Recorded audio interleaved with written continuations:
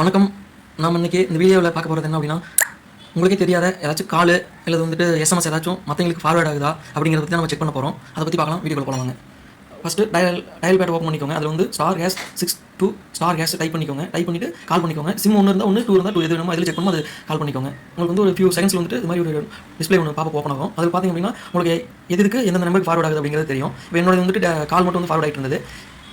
அதை எப்படி ஸ்டாப் பண்ணலாம் அப்படிங்கிறத பார்க்கலாம். இப்போ நீங்கள் இதில் வந்து கால் அப்படின்ட்டு டைப் பண்ணிக்கோங்க. செட்டிங்கில் சர்ச்சில் போய்ட்டு இப்போ அதில் வந்து கால் ஃபார்வர்ட் செட்டிங் அப்படின்னு இருக்குது. அதை வந்து ஓப்பன் பண்ணிக்கோங்க. அதில் வந்து நான் என்னோட வோடாஃபோன் சிம் செலக்ட் பண்ணிட்டேன். இப்போ அது வந்து ஒவ்வொன்றா ஓப்பன் பண்ணி பார்த்துக்கலாம். இதுக்கு வந்து கால் ஃபார்வர்ட் ஆகுதா அப்படிங்கிறது செக் பண்ணிட்டு இருக்குது.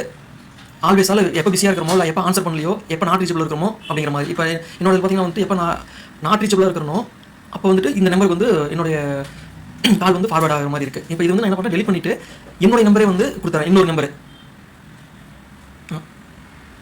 இப்போ இது மாதிரி கொடுத்தீங்க அப்படின்னா, சப்போஸ் வந்து உங்களோட நம்பர் வந்து நாட் ரீச்சபிள் அப்படின்னு இருக்கும்போது உங்களோட நம்பரே இன்னொரு நம்பர் இருந்தோ இல்லை உங்களோட அப்பா தான் யாராச்சும் கொடுத்தீங்கன்னா அந்த நம்பருக்கு வந்து கால் ஃபார்வர்ட் ஆயிரும். நீங்கள் அது வந்து உங்களோட தெரியும். எனக்கு வந்து மற்றவங்க நம்பர் இருக்குது அப்படிங்கிற மாதிரி இருந்ததுன்னா அது வந்து உங்களோட கால் வந்து அப்போ அந்த டைம் வந்து அவங்களுக்கு கால் போகும். அது நீங்கள் உங்களோட ரிலேட்டிவ் ஃப்ரெண்ட்ஸ் யாராச்சும் பேசினாங்கன்னா கால் அவங்களுக்கு போகும்போது என்ன ஏது அப்படிங்கிறது அவங்க ஒட்டு கேட்பான்னு சொல்லுவாங்கல்ல, அது மாதிரி வரும். நீங்கள் அதெல்லாம் வந்துட்டு ரிமூவ் பண்ணிக்கோங்க. ரிமூவ் பண்ணிட்டு உங்களோட நம்பரை வந்து வச்சு செக் பண்ணிக்கோங்க. இதில் எது இருக்கோ எல்லாத்தையுமே ரிமூவ் பண்ணிக்கோங்க. இப்போ இந்த நம்பர் வந்து ட்ரூ காலர் போட்டு செக் பண்ணும்போது இந்த நம்பர் வந்து எம்ஐ ஃப்ராட் அப்படிங்கிற மாதிரி வந்தது. இது வந்து மொபைல் வாங்கும்போது டிஃபால்ட்டாக அதில் இருந்த நம்பர். அதனால் அதை ரிமூவ் பண்ணிட்டு என்னுடைய ஆல்டர்னேட் நம்பரை கொடுத்து நான் அப்டேட் பண்ணிட்டேன். இப்போ செக் பண்ணும்போது என்னுடைய நம்பரே தான் அங்கே வரும். அது மாதிரி உங்களுடைய நம்பரை வந்து நீங்கள் போட்டு வச்சுக்கோங்க.